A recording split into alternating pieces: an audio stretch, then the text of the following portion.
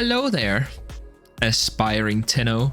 This build is definitely a bit on the meme side, but that does not mean that it is not viable for the steel path. It is in fact quite capable of handling it, as you just saw in the demonstration. I call this build Death by 1,000 Cuts, because that's exactly what it is. Now, I talked about Zephyr being S tier in my ranking of all Warframes, and I think that might be one of the reasons why it was so disliked. Though I have a feeling that it's more case of the Warframes lower down the list. But anyways, let's talk about this Kirsten's build. Zephyr has this here ability, which I'll just describe as shenanigans. Basically, she is immune to all ranged damage, and that is as insane as it sounds. Also, she has the ability to stay airborne forever. Being in midair and holding down the button will cause her to no longer abide by gravity.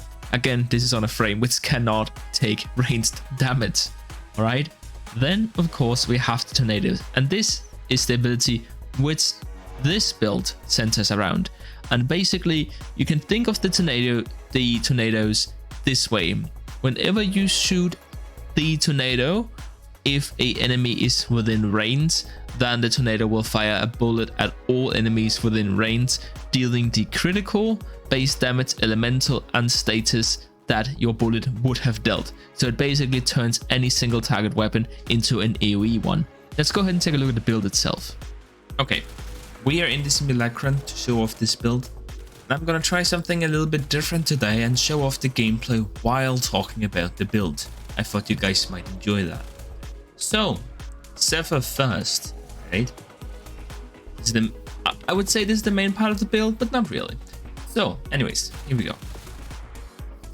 I'm using Physique because I couldn't be bothered to format this one, but you know, if I were willing to do it, then I would consider something like Corrosive Projection, because it's, you know, armor strip is always nice, but especially Growing Power would be nice to have on this build for sure.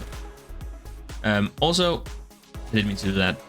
Energize, you don't need this. I prefer to have it. Energizing Dash is just as fine. By the way, the focus school this time around is the generic skill tree with Energizing Dash. Then I'm using Arcane Acceleration, and we're really getting into the territory of insane meme ability here, but it's just so fun to use the weapon with all this attack speed. You know, this Arcane is a little bit expensive, but not too bad.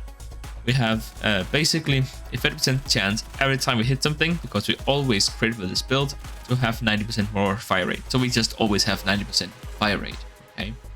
Then we are modding here for strength and range mainly, and then we just have a little bit of everything. Because Zephyr is so safe, you are free to go crazy with, you know, more basic stat mods.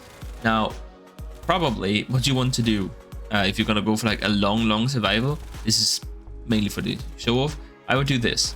It doesn't hurt your DPS, and for the most part you're still gonna have all the energy that you need in the world.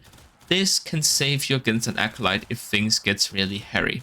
You might need this, right?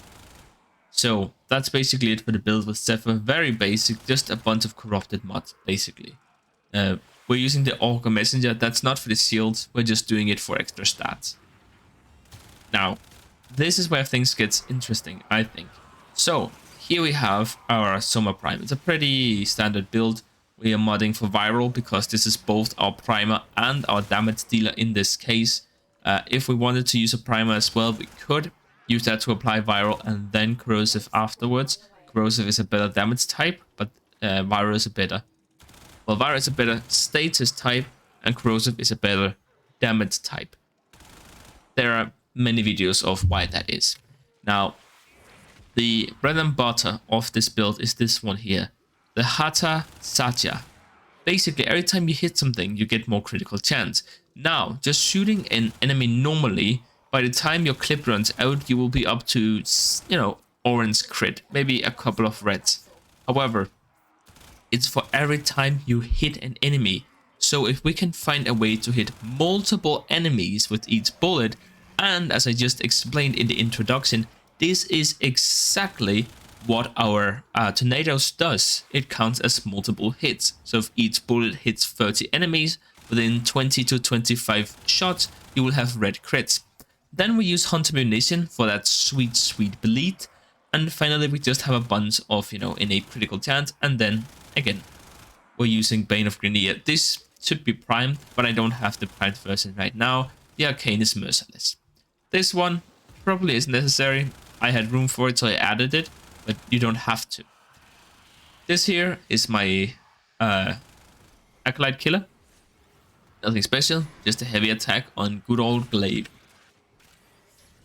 Then we have our companion. I prefer to use a Panzerwolf Filer. With the tornadoes, it's probably not gonna die, but if it should, that will come right back to life. And at the same time, it will help you also get a few more viral from the enemies. I'm mainly using this because I'm lazy, and as you can tell from the clip, it's working perfectly fine. Alright, so that's pretty much all there is to this build. It's a pretty simple one, really. Obviously again, generic focus tree. And then that's pretty much all there is to it.